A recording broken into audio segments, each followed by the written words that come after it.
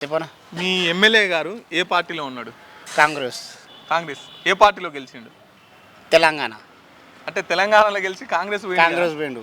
మీకేం ఇబ్బంది అనిపిస్తలేదా? చాలా ఇబ్బంది ఉన్నది ఆ, ఈ పార్టీ. ఇది అని కాదు, ఫస్ట్ తెలుగుదేశం కూడా అట్లనే చేసిండు. ఏ పార్టీ రాజకీయంలో ఉంటుందో ఆ పార్టీలోకి చంపిపోతాడు మా ఎమ్మెల్యే. ఉమ్. ఎందుకోసం అట్లా జంప్ అవుతాడు?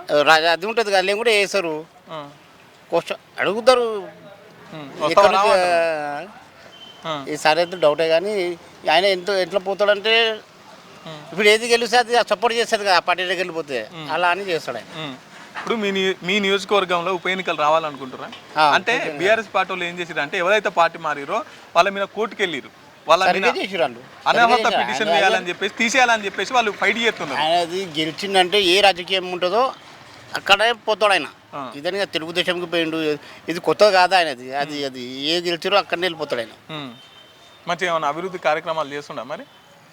చూడడానికి ఉన్నాయి, చేయడానికి ఏం లేవు, చూపెట్టడానికి. అది ఏది దగ్గర పడుతుందో అప్పుడే అభివృద్ధి, ఆ, తర్వాత ఏం ఉండదు. తిరుగుతాడు అప్పుడప్పుడు ఏమైనా బస్తీలు అటు ఇటు ఏమైనా మందలిస్తాడా ప్రజల్ని? ఏం మందలు ఇయ్యాడు. అదే ఇక ఎలక్షన్ వచ్చేటప్పుడే మందలు, అంతే. తర్వాత మర్చిపోలే ఆయన కలిసిన ఆ, అది పోతాడు. అంతేనా? ఇంకా తర్వాత మళ్ళీ మీకు లేదు కాలు లేదు, ఇక వాళ్ళకు అవసరం ఉన్న ఆయన వాళ్ళతోటి కలుస్తాడు ఆయన. మన లాంటి ప్రజలతోటి కలవడు. మళ్ళీ ఇప్పుడు ఎలక్షన్స్ వస్తే ఏ పార్టీ గెలిచే అవకాశం ఉందా? ఆయన ఇక్కడ నుంచి ఉన్నాడు కాబట్టి ఆయనకు కూడా 50 కాదు 80% ఆయనకి ఇవ్వచ్చు. కానీ తర్వాత ఇదే తెలంగాణ బీఆర్ఎస్ పార్టీ గెలిచే అవకాశం ఉందా? ఉంది. తర్వాత ఇది రాదు బీఆర్ఎస్. మీ ఎమ్మెల్యే పార్టీ మారింది కదా, తీసేయాలంటారా వద్దంటారా? తీసేయాలేనా?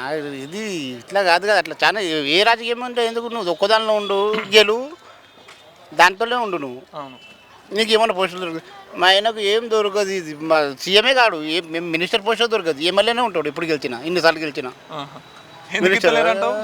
ఇది మారుతుంటాడు కదా ఎప్పుడే. రాగానే ఎందుకు మినిస్టర్ ఇస్తారు చెప్పు? ఎవరు ఇస్తారు? నువ్వు మారినాక నీ గవర్నమెంట్ వచ్చినాక ఎందుకు మారుస్తారు? కాదు కదా అది. అదే అలా అని. ఓకే.